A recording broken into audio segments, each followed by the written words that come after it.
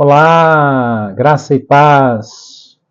Hoje, 20 de dezembro, nós retornamos com a série devocional Nasceu o Salvador, no Evangelho de Lucas. E hoje nós vamos ler o capítulo de número 20. Assim diz a palavra maravilhosa do nosso Deus.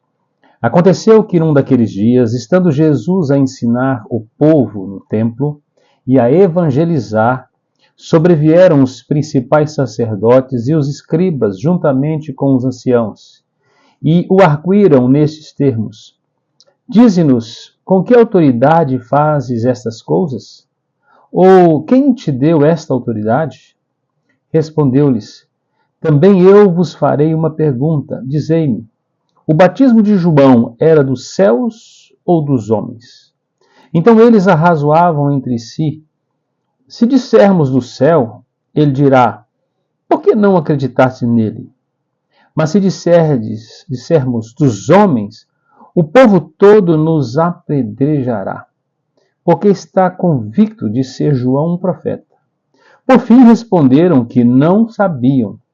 Então Jesus lhes replicou: Pois nem eu vos digo com que autoridade faço essas coisas.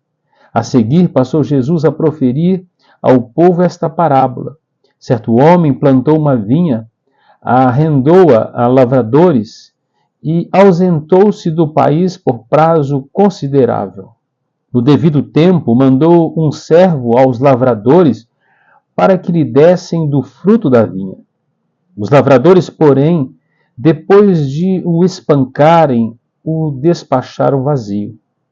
Em vista disso, enviou-lhes outro servo, mas eles também a este espancaram e depois de o ultrajarem, o despacharam vazio.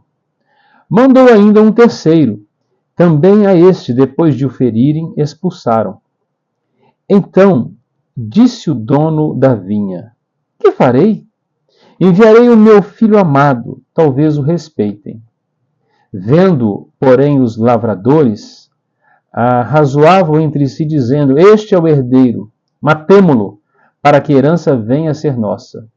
E lançando-o fora da vinha, o mataram. Que lhes fará, pois, o dono da vinha? Virá, exterminará aqueles lavradores e passará a vinha a outros. Ao ouvirem isso, disseram: Tal não aconteça. Mas Jesus, fitando-os, disse: Que quer dizer, pois, o que está escrito? A pedra que os construtores rejeitaram, esta veio a ser a principal pedra, angular.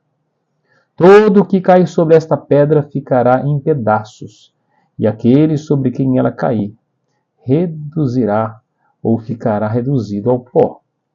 Naquela mesma hora, os escribas e os principais sacerdotes procuravam lançar-lhes as mãos, pois perceberam que, em referência a eles, dissera esta parábola. Mas temiam o povo.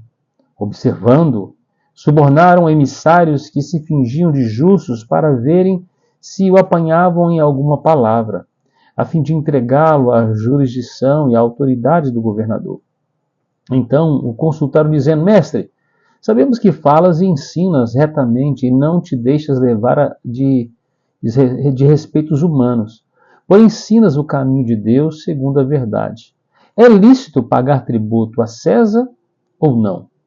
Mas Jesus, percebendo-lhes o ardil, respondeu: Mostrai-me um denário. De quem é a esfinge ou a efígie e a inscrição? Prontamente disseram: De César. Então lhe respondeu Jesus, ou lhe recomendou Jesus: Dai, pois, a César o que é de César e a Deus o que é de Deus. Não puderam apanhá-lo em palavra alguma diante do povo, e, admirados da sua resposta, calaram-se. Chegando alguns dos saduceus, homens que dizem não haver ressurreição, perguntaram-lhe: Mestre, Moisés nos deixou escrito que, se morrer o irmão de alguém, sendo aquele casado e não deixando filhos, seu irmão deve casar com a viúva e suscitar descendência ao falecido. Ora, havia 7 irmãos. O primeiro casou e morreu sem filhos. O segundo e o terceiro também desposaram a viúva. E igualmente os 7 não tiveram filhos e morreram. Por fim, morreu também a mulher. Esta mulher, pois, no dia da ressurreição, de qual deles será esposa? Porque os 7 a desposaram. Então lhes acrescentou Jesus: os filhos deste mundo casam-se e dão-se em casamento, mas os que são havidos por dignos de alcançar a era vindoura e a ressurreição dentre os mortos não casam, nem se dão em casamento, pois não podem mais morrer, porque são iguais aos anjos e são filhos de Deus, sendo filhos da ressurreição. E que os mortos hão de ressuscitar. Moisés o indicou no trecho referente à sarça, quando chama ao Senhor o Deus de Abraão, o Deus de Isaque, o Deus de Jacó. Ora, Deus não é Deus de mortos, e sim de vivos, porque para ele todos vivem. Então disseram alguns dos escribas: Mestre, respondeste bem. Dali por diante não ousaram mais interrogá-lo. Mas Jesus lhes perguntou: como podem dizer que o Cristo é filho de Davi? Visto como o próprio Davi afirma no livro de Salmos: disse o Senhor ao meu Senhor: assenta-te à minha direita, até que eu ponha os teus inimigos por estrado dos teus pés. Assim, pois, Davi lhe chama Senhor. Como pode ser ele seu filho? Ouvindo todo o povo, recomendou Jesus a seus discípulos: guardai-vos dos escribas, que gostam de andar com vestes talares e muito apreciam as saudações nas praças, as primeiras cadeiras nas sinagogas e os primeiros lugares nos banquetes, os quais devoram as casas das viúvas e, para justificar, fazem longas orações. Estes sofrerão juízo muito mais severo.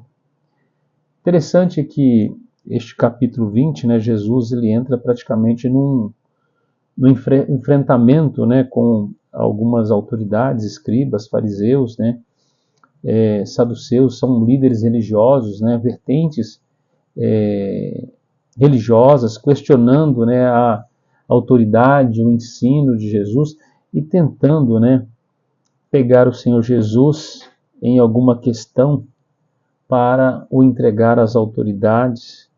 E havia então nesse período uma liderança no encalço de Jesus. Nós observamos que Lucas faz questão de registrar o final aqui do seu evangelho, a partir já deste capítulo, é Jesus chegando, né, em Jerusalém para sofrer aquilo que a palavra de Deus, os profetas, né, profetizaram a respeito, que ele seria, né, entregue aos principais sacerdotes, aos principais líderes, ele seria entregue através de uma traição, né? Ele sofreria nessa entrega, seria açoitado, seria morto, mas também ressuscitaria, né, ao terceiro dia para garantir a nossa salvação.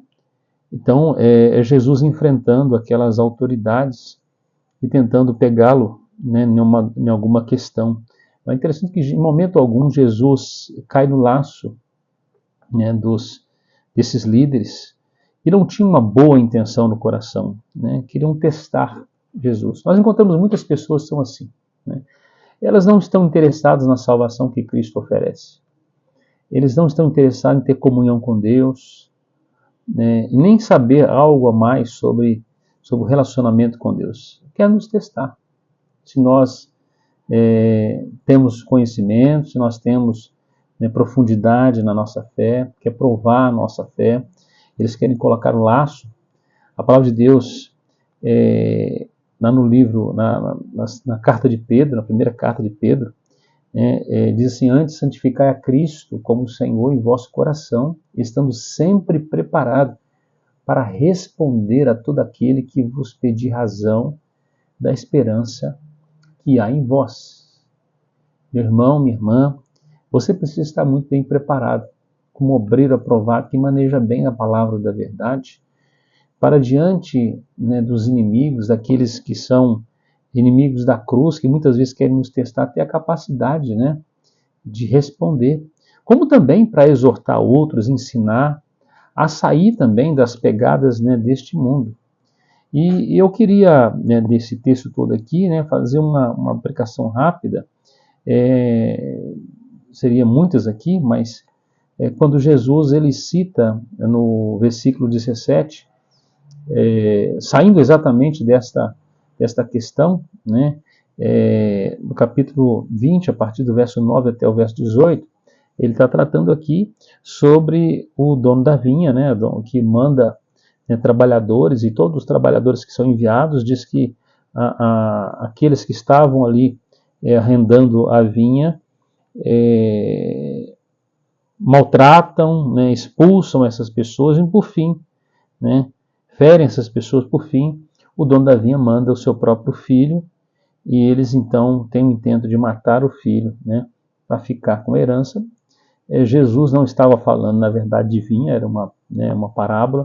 Ele está falando de si mesmo, né, que o pai o enviou, né, primeiro enviou outros. A Bíblia fala sobre profetas que foram mortos, né, que foram perseguidos por causa da verdade. O profeta messiânico, o profeta Isaías, foi perseguido, né? E tantos outros foram perseguidos. O profeta Elias foi perseguido por causa da pregação do Evangelho.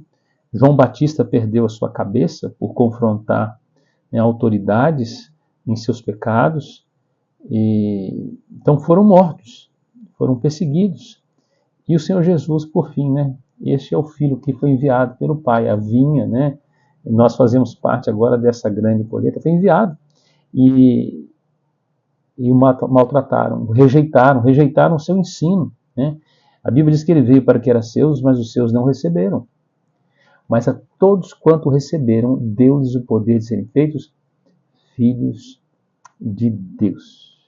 E aí ele conclui esta passagem dizendo: olha, será que o Senhor não vai exterminar esses lavradores maus, né, que mataram o filho do dono da vinha? E aí Jesus, né, faz uma citação, né, do Antigo Testamento, né, a pedra que os construtores rejeitaram, esta veio a ser a principal pedra angular.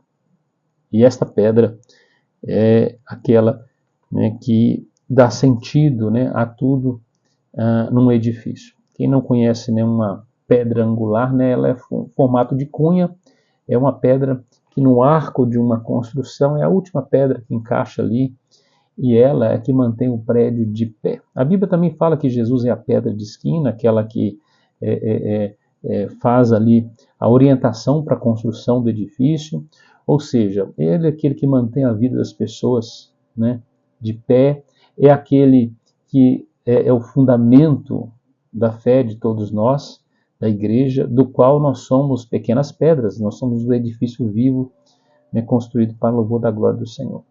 E por isso, aqueles que não levam a sério o Evangelho, né, vão tropeçar nessa pedra e vão se esborrachar, vão se espedaçar, como diz o texto, né? Mas a todo aquele que crê, né, no testemunho de que Cristo, né, é o Messias, né, é enviado de Deus, como Pedro fez lá em Mateus, né, no registro de Mateus, né, que ele diz: olha, tu és o Cristo, o Filho de Deus vivo. E Jesus disse assim: ó, Pedro, tu és pedra, pequena pedra, e sobre esta pedra edificarei a minha igreja. Ou seja, o testemunho que ele é o Cristo. E de fato, passou-se todos esses líderes, e a pedra que foi lançada, né, o fundamento é que tem dado, né, aí o crescimento, a edificação, o corpo que é a igreja, do qual eu e você somos pedrinhas, né, desse grande edifício. Nós estamos alicerçados em quem? Em Jesus Cristo, nosso Senhor. Deus abençoe muito sua vida, que você possa colocar-se, né, aí e alicerçar sua vida, sua fé em Cristo Jesus, para a sua salvação, e tornar-se cada dia mais, né, parecido com Ele. Que essa seja a sua oração. Não como esses falsos líderes, né, que procuravam, né, pegar Jesus em algumas circunstâncias, né, mas como aquele que é piedoso, obediente, que se renda a Ele em adoração, em louvor e honra, porque Ele é digno de toda a honra, toda a glória todo louvor. Jesus Cristo é o Deus Todo-Poderoso, é o Deus Salvador. Deus te abençoe e até a próxima.